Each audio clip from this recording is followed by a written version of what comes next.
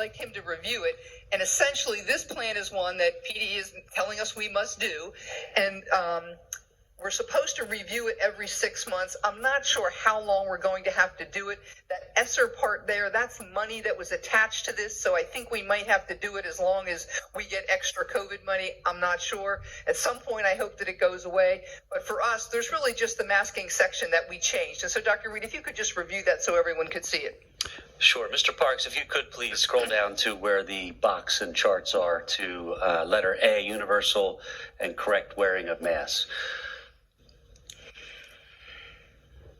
Okay, so this area has been greatly revised, and for this particular box, I will read word for word, just so that everybody can hear what is stated. Individuals in all buildings and on district transportation will have the option to wear masks effective February 28th, 2022. When masks are optional, DASD supports our students and staff irrespective of their mask preference. Individuals who have tested positive for COVID-19 should follow masking recommendations made by CCHD, which is Chester County Health Department, Pennsylvania Department of Health, PDE, which is Pennsylvania Department of Education, and or CDC. And finally, DASD will reevaluate masking guidelines as needed in consultation with CCHD, the DOH, PDE, and or CDC. As we go down into the next box, modifying facilities to allow for physical distancing, this box has been revised. We stated that we are currently at full capacity. However, if physical distance requirements need to be altered or adjusted, we will do that in consultation with those organizations. Box C, which is hand washing and respiratory etiquette, no changes there. The concept's the same. We're going to continue to encourage hand washing because it is proper and good etiquette, and also we'll maintain our hand sanitizing stations throughout the buildings. Box D, cleaning. Some of the practices we've implemented, we're going to continue. So we've done some spraying at night. That will continue. It's become more routine now for our evening custodial staff. So no revisions in Box D. Box E, we did make some adjustments for the contact tracing and isolation. We will follow Chester County Health Department guidance related to contact tracing and isolation and quarantine. We are still kind of required to report positive COVID-19 cases, and families can do that either through the CCHD website or through COVID-19 reporting tool that is available in our Infinite Campus system. Moving down to diagnostic and screening, not a lot of revisions there. Pretty much things stay the same. However, in that second paragraph, we will recommend staff to self-screen prior to reporting work, and the same thing for parents and guardians with their children. We recommend that they self-screen for symptoms prior to coming to school. And finally, box G, H, and I, they are all the same. No revisions to those three areas. Thank you, Dr. Reed. And I'll say one other thing, then I'll open it up for any comments or questions from the board.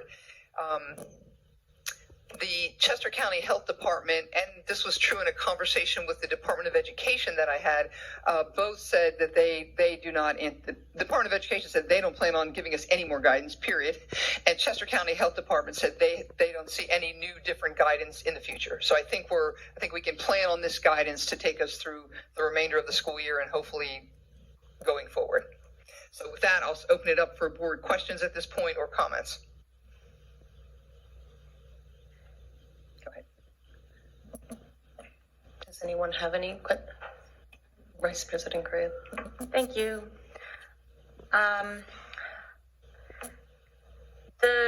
Given that this new guidance stresses individual decision making and emphasizes people choosing what is best for them and their families as far as their own perception of risk.